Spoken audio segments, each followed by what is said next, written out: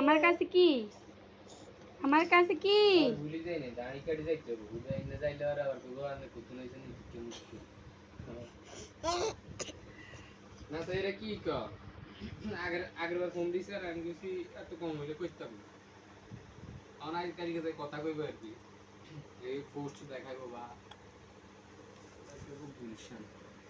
আচ্ছা বিসমিল্লাহ উড়ে যা